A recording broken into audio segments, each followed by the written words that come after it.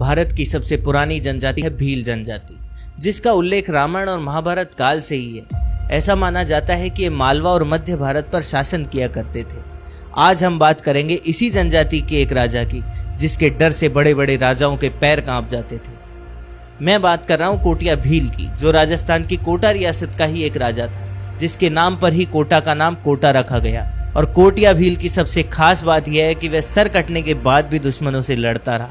तो दोस्तों, कहानी को शुरू करते हैं। यदि आप हमारे चैनल पर नए हैं तो हमारे चैनल को सब्सक्राइब जरूर करें। ये कहानी आपने पहले कभी नहीं सुनी होगी, तो कहानी को लास्ट तक जरूर देखना।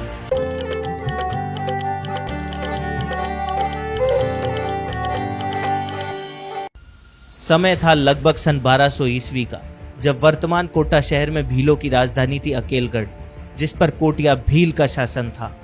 उसका वास्तविक नाम रघुवा भील था। उसकी शूरवीरता की वजह से उसे कोटिया की उपाधि मिली हुई थी।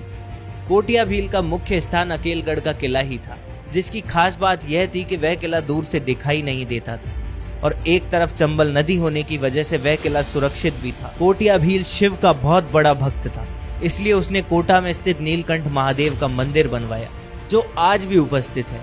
कोटिया भील की अकेलगढ़ रियासत के पास ही बूंदी राज्य था, जहां पर मीणाओं के जेता मीणा का शासन था, जिसको युद्ध में मारकर राव देवी सिंह हाड़ा ने उसके राज्य पर अधिकार कर लिया। और 24 जून 1242 को अपने शत्रु के सम्मान में ही उसी के पूर्वज बूंदा मीणा के नाम पर बूंदी की स्थापना की। उसके बाद बूंदी के हाड़ा और कोटिया भील के बीच हमेशा युद्ध की स्थिति बनी रहती थी। बूंदी में भी देवी सिंह हाड़ा के बाद सन 1243 में उसी के पुत्र समर सिंह ने शासन संभाला।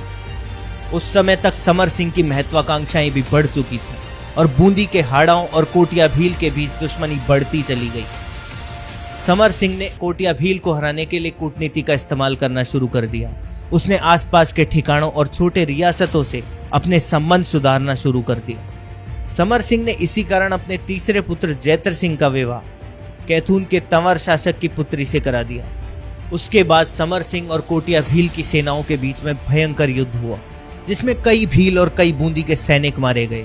लेकिन फिर भी समर सिंह कोटिया भील की अकेलगढ़ रियासत पर अधिकार नहीं कर सका। इस हार से समर सिंह को बहुत धक्का लगा। जैत्र सिंह भी अपने पिता के इस दुख को नहीं देख सका। उसने अपने पिता की इच्छा पूरी करने के लिए कोटिया भील को मारने का षड्यंत्र रचा, क्योंकि वह यह भी जानता था कि वह कोटिया भील को युद्ध में नहीं हरा सकता। समय आया सन 1264 का। जैत्र सिंह ने कोटिया भील को मारने का षड्यंत्र रच लिया था। जैत्र सिंह ने कोटिया भील से धीरे धीरे संबंध सुधारने शुरू की। कोटिया भील को यह दिखाया गया कि बूंदी राज्य अकेलगढ़ रियासत से मित्रता करना चाहिए। एक दिन मौका देखकर जैत्र सिंह ने कोटिया भील और उसके साथी सरदारों को दावत पर बुलाया। दावत में कई पकवान और शराब की व्यवस्था की गई। भील सरदारों की बहुत खातिरदारी की गई और उन्हें नशे में चूर कर दिया गया। तब चतुर जैत्र सिंह ने अपना असली रंग दिखाया। उसने अपने सेनापति और कुछ सैनिकों को आसपास छिपा रखा था। जैत्र सिंह ने अपने सेनापति सालार गाजी और कुछ सैनिकों के साथ कोटिया भील और उसके साथी सरदारों पर हमला कर दिया। नशे में होने की वजह से कोटिया भील के साथी सरदार ज्यादा देर नहीं टिक पाए, लेकिन कोटिया भील ने उस हमले का सामना बड़ी वीरता से किया। कुछ ही समय में अकेला कोटिया भील उन सभी पर भारी पड़ने लगा। जैत्र सिंह समझ चुका था कि अब उसका अंत निश्चित है, इसलिए जब कोटिया भील सैनिकों से लड़ रहा था और धोखे से कोटिया भील की गर्दन पर वार किया और कोटिया भील का सिर धड़ से अलग कर दिया। उसके बाद भी कोटिया भील उसी वीरता से लड़ता रहा।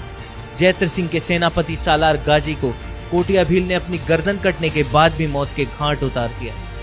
यह देखकर जैत्र सिंह डर गया। उसने कोटिया भील के शरीर पर धोखे से एक और वार किया और उसके शरीर को एक और हिस्से में काट दिया। तब जाकर कोटिया भील की मृत्यु हुई।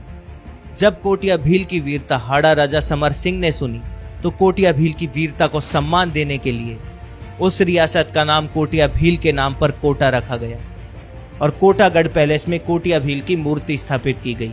और बाद में सन 1274 में कोटा बूंदी की दूसरी राजधानी बना। तो ये था कोटा का वीर कोटिया भील, जिसके नाम पर कोटा का नाम कोटा रखा गया।